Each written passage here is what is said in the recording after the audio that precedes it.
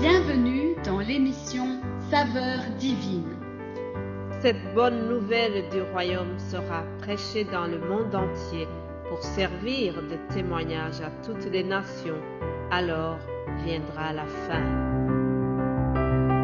Ce pain céleste vous est présenté par Immaculée Niraneza.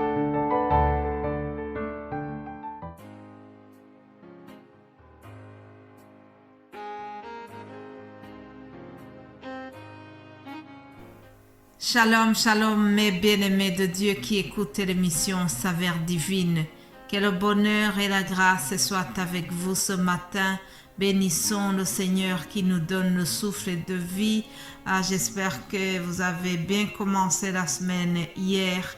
Vous savez que j'ai commencé le thème qui s'appelle « Combat, le bon combat de la foi ». Je vais relire ce verset que nous trouvons dans 1 Timothée, première épître à Timothée. C'est Paul qui écrit à son jeune collègue Timothée, son fils dans la foi. Il lui écrit, il lui fait une exhortation que nous trouvons dans 1 Timothée chapitre 6 au verset 12. Il est écrit ceci: combat le bon combat de la foi, saisis la vie éternelle à laquelle tu as été appelé et pour laquelle tu as fait une belle confession en présence d'un grand nombre de témoins.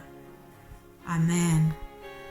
Donc, Paul dit à son ami Timothée ou à son jeune fils dans la foi, il lui demande de combattre le bon combat de la foi. Mes bien-aimés de Dieu qui m'écoutent, je ne vous apprends rien si je vous dis que la vie chrétienne est un combat. Dans la vie, il nous arrive de mener des combats. Un serviteur de Dieu que je respecte beaucoup, qui s'appelle Marcelo Tunasi, il a dit dans une émission de prière inspirée, il a dit que la vie de couple est un combat. Ah oui, chers amis, pour garder son couple en bonne santé, il faut se battre. Les deux conjoints doivent se battre pour préserver un couple en bonne santé. Il y a des combats que nous menons contre les maladies. Les chercheurs se battent contre les cancers, toutes sortes de cancers. Il y a des combats que nous menons pour la vie. Il y a un combat que nous menons pour préserver notre foi.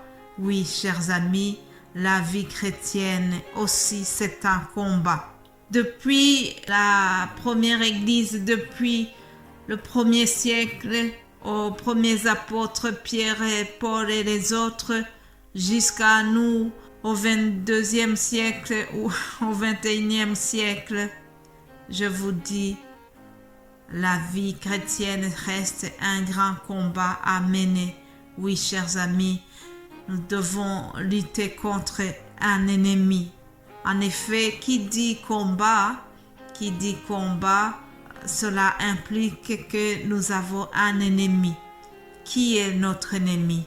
Notre ennemi se trouve dans 1 Pierre chapitre 5 au verset 8. Je vais vous lire ce verset et vous allez comprendre.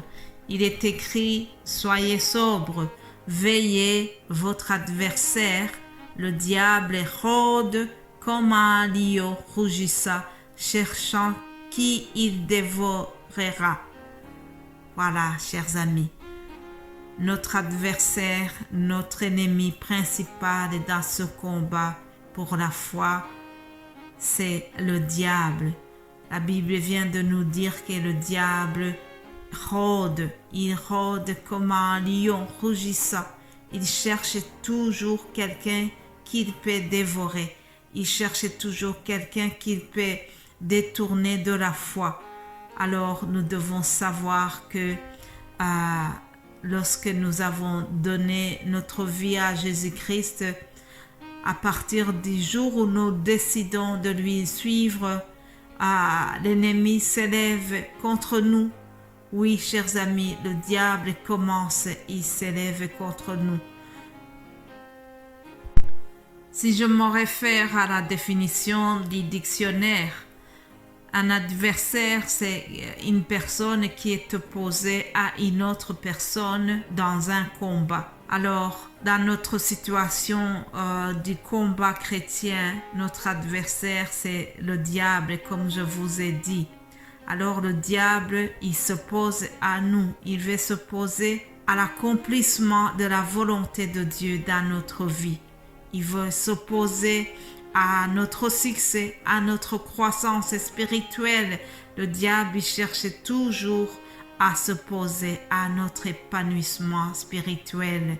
Mon frère, ma sœur qui m'écoute cette semaine, je voudrais vraiment t'inviter à la vigilance, t'inviter à être plus attentif parce que la Bible vient de nous dire, nous rappeler que notre adversaire, notre ennemi, le diable, rôde autour de nous comme un lion rugissant. Il cherche quelqu'un qu'il peut détourner de la destinée que le Seigneur t'a prévue. Alors, soyons vigilants, faisons attention, chers amis. J'aime la parole de Dieu parce qu'elle nous annonce les dangers et elle nous donne les astuces, comment nous devons lutter contre ces dangers, comment nous pouvons contourner les dangers. Dans 1 Pierre, la parole nous a dit que nous devons faire attention, que le diable rôde autour de nous en cherchant qui dévorer. Mais la Bible ne se contente pas seulement de nous faire peur. Par contre, elle donne aussi un moyen, elle nous donne une manière, un conseil pour éviter d'être dévoré par notre ennemi. Nous voyons les conseils que le Seigneur nous a donnés pour éviter cela. Jésus-Christ, le Seigneur, nous a donné une recette à suivre, 2 choses à faire. Il dit, veillez et priez afin que vous ne tombiez pas dans la tentation. En effet, l'esprit est bien disposé, mais la chair est faible.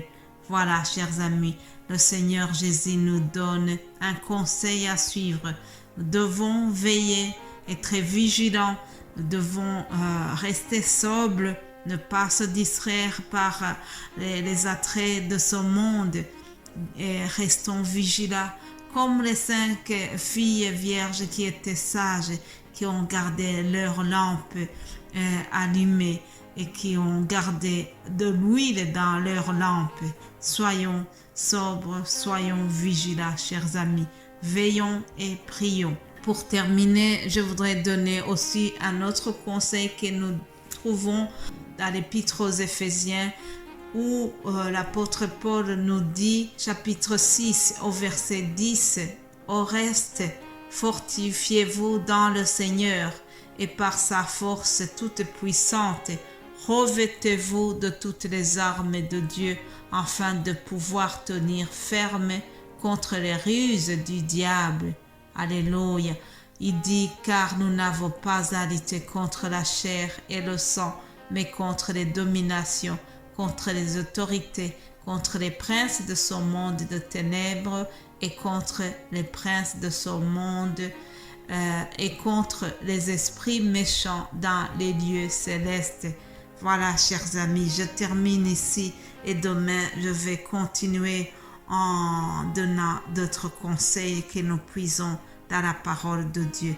Soyez bénis abondamment, fortifiez-vous dans le Seigneur et que Dieu nous garde tous au nom de Jésus-Christ. Amen.